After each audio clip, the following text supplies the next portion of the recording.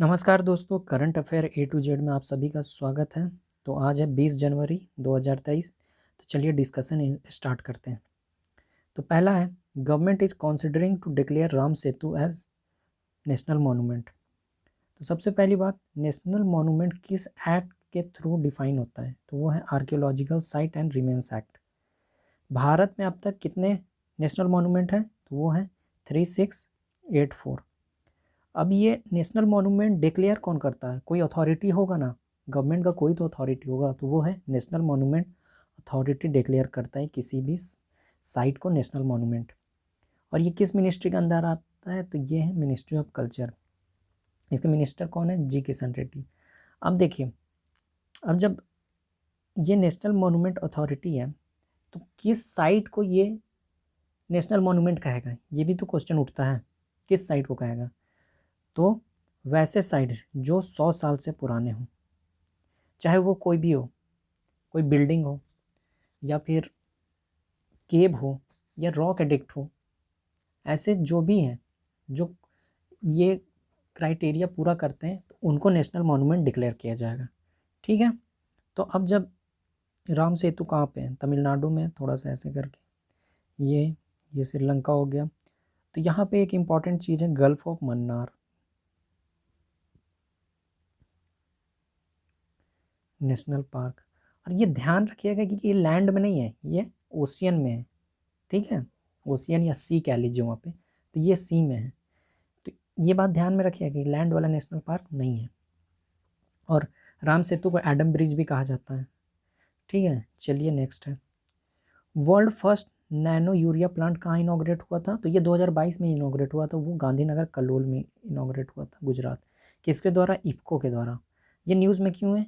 क्योंकि nano fertiliser related news था, इसलिए इसको एक्सपोर्ट किया जाएगा दूसरे कंट्री में।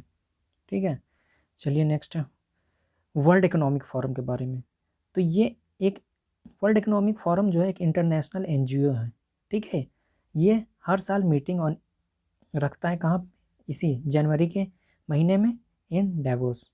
ठीक है, और ये बना कब था? तो बना था ये 24 जनवरी 1971। ये छोटा छोटा चीज़ है, एग्जाम में पूछ लेता है कहीं से भी।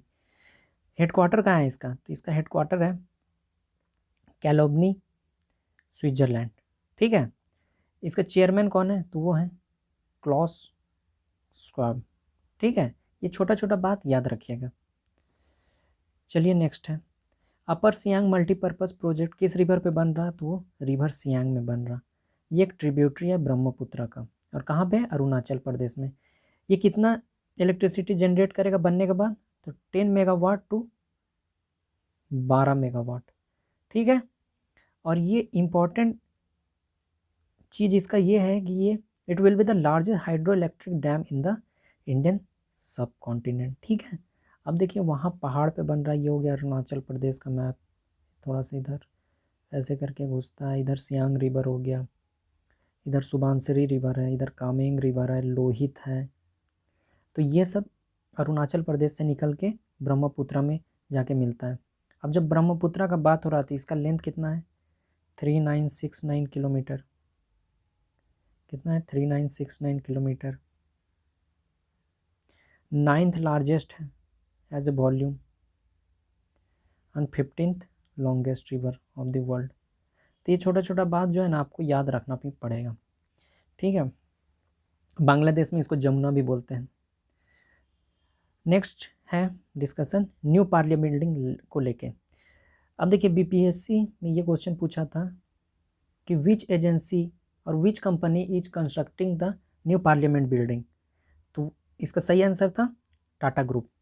ठीक है, ये क्वेश्चन पूछा था, आप देख ले सकते हैं 66 में या 65 में पूछा था। ठीक, एक बार देख सकते हैं। तो अब देखिए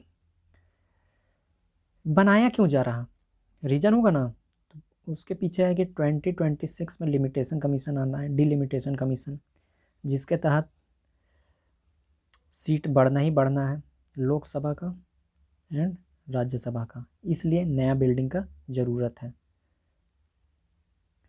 अब बन जाने के बाद कितना कैपेसिटी हो जाएगा बैठने का लोकसभा में? तो 888, और उसी तरह राज्यसभा में 384, अब बताइए ये कौन सा मिनिस्ट्री कंस्ट्रक्ट करा रहा, तो ये ministry of housing and urban affair, जिसके के मिनिस्टर हैं हरदीप पुरी, हरदीप पुरी। तो देखिए ये छोटा छोटा एग्जाम CHSL SSC CGL में ये सब, रेलवे RRB में ये सब इंपॉर्टेंट हो जाता है इस तरह के। और इनके आर्किटेक्ट कौन है, तो वो हैं बिमल पटेल। ठीक, चलिए नेक्स्ट आते हैं। अब आया वागीर। अब ये है क्या, तो ये एक स्कॉर्पियन क्लास सबमेरीन है। पूछ सकता है some recently in news Vagir is related to which term. ठीक है, तो लिख सकता है सबमेरीन है, फाइटर प्लेन है, या फिर हेलीकॉप्टर है, या फिर बंदूक का नाम है, जैसे AK-203 राइफल है। तो ऐसा क्वेश्चन बना के पूछ सकता है। तो ये क्या है, नेवी का 5th स्कॉर्पियन क्लास सबमेरीन है। और ये किस प्रोजेक्ट के तहत बन रहा, तो प्रोजेक्ट 75। ठीक है, इसके तहत 6 स्कॉर्पियन क्लास सबमेरीन बनेंगे। कितने, 6 स्कॉर्पियन क्लास सबमेरीन। ठीक है, अब बना कौन रहा, तो मचगांव डॉकयार्ड लिमिटेड। ठीक है, ये कहाँ पे है, मुंबई में है। ठीक है, किसके सहायता से बन रहा, फ्रांस के सहायता से। ठीक है, और ये डीजल इलेक्ट्रिक सबमेरीन है। ठीक है, याद रखिएगा, एक न्यूक्लियर सबमेरीन भी होता है। ठीक है, अब देखिए यहाँ पे लिखा है ये नेवी का 5th स्कॉर्पियन क्लास सबमेरीन है। ये एक डीजल इलेक्ट्रिक सबमेरीन है, built by Mazagon dockyard ship builder in collaboration with France. 2300 crore का प्रोजेक्ट है, प्रोजेक्ट 75 के अंडर बिल्ट हुआ है। ठीक है, तो देखिए हम सारा चीज़ इसमें बता ही दे रहे हैं आपको। और इसके अंदर जो 6 हैं, तो पहला कौन सा था, वो था कलवरी, दूसरा था खंडेरी, तीसरा करंज, चौथा वेला, पांचवा वागीर जिसके बारे में हम लोग बात कर रहे हैं, और छठा जो है आने वाला है वो वाक्सीर है। तो नाम भी याद रखिएगा, और क्या है, स्कॉर्पियन क्लास सबमेरीन, ये भी याद रखिएगा। ठीक है, राजपथ का नया नाम क्या है, कर्तव्य पथ। ये तो पहले भी न्यूज़ में रहा, लेकिन अभी आ गया था क्योंकि 26 जनवरी आने वाला है, तो इसलिए इसको भी इंक्लूड कर लिया, रिवीजन हो जाएगा। अब देखिए, अब जब 26 जनवरी हो रहा तो चीफ गेस्ट कौन है, तो वो है इजिप्ट के प्रेसिडेंट अब्देल फतेह LCC। ठीक है, तो याद रखिएगा। और तो इसमें कुछ बताने लायक नहीं है। चलिए नेक्स्ट है, अभी PM मोदी कहाँ गए थे, यादगीर, यादगीर कर्नाटक गए थे। तो वहाँ पे एक चीज़ उन्होंने डिस्ट्रीब्यूट किया, हक्कू पत्र। ये क्या है, एक लैंड टाइटल डीड है।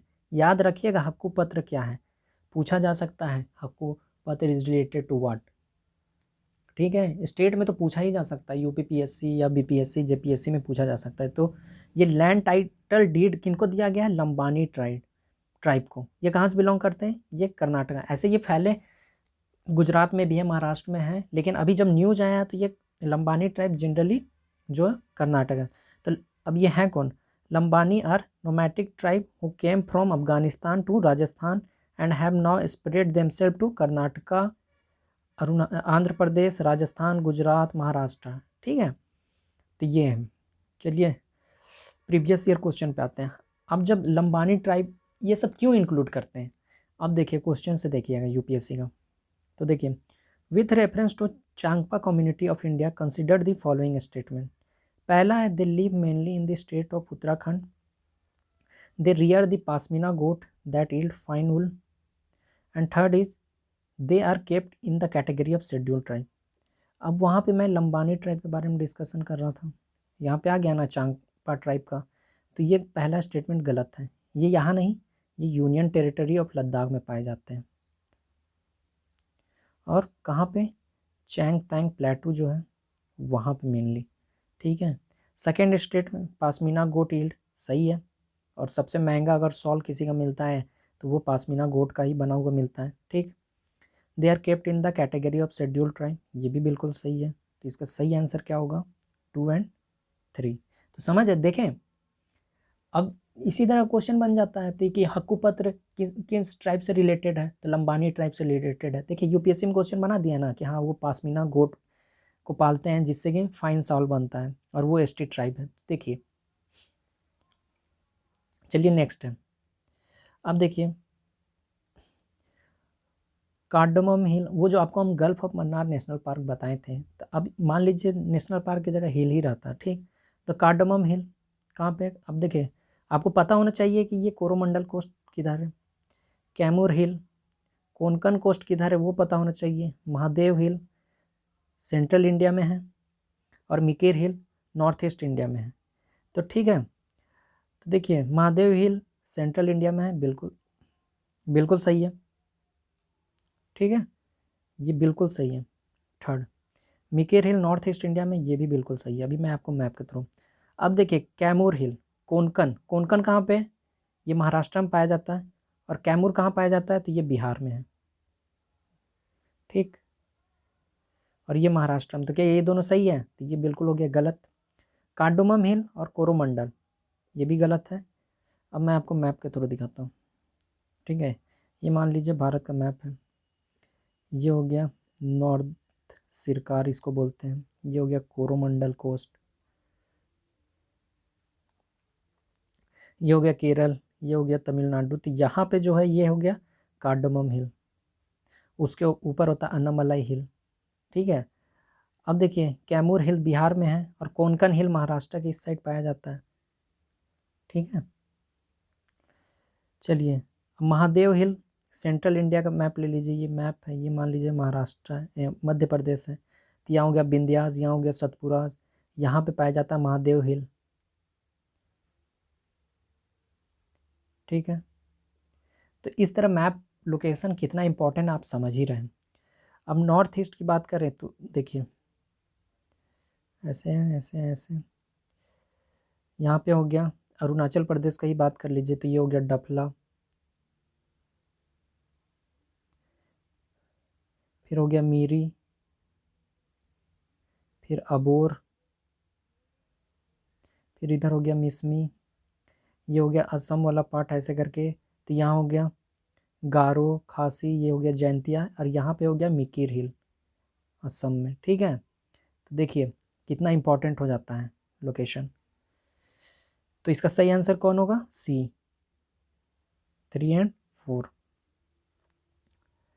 नेक्स्ट इज, अभी देखिए मैं आपको सियांग रिवर के बारे में बता रहा था, देखिए रिवर पे आ गया ना क्वेश्चन, कितना इंपॉर्टेंट है ये सब तो आप समझ ही रहे। तो कंसिडर्ड द फॉलोइंग रिवर, ये पूछा कि which of the following flow through Arunachal Pradesh. तो मैं आपको बताइए कि अरुणाचल प्रदेश का मैप है, मान लीजिए ऐसे करके, यहाँ से ब्रह्मपुत्र आ रहा, ये हो गया कामेंग रिवर, ये हो गया सुबानसिरी रिवर, ये हो गया लोहित, ये हो गया सियांग, ये हो गया दिबांग। तो ये सब रिवर जो है अरुणाचल प्रदेश से फ्लो होता है। तो सही आंसर देखिए बराक रिवर जो है असम मणिपुर और मिजोरम के बीच में है, ठीक है। लोहित सही होगा, और सुबानसिरी, तो कौन सा आंसर होगा, बी, ठीक है। चलिए नेक्स्ट है, which one of the following pair is separated from each other by 10 degree channel. तो इसका सही आंसर है अंडमान एंड निकोबार। आप बताइएगा हमको कमेंट सेक्शन में 9 डिग्री कौन सेपरेट करता है और 8 डिग्री, ठीक। चलिए आज का डिस्कशन में इतना ही, धन्यवाद।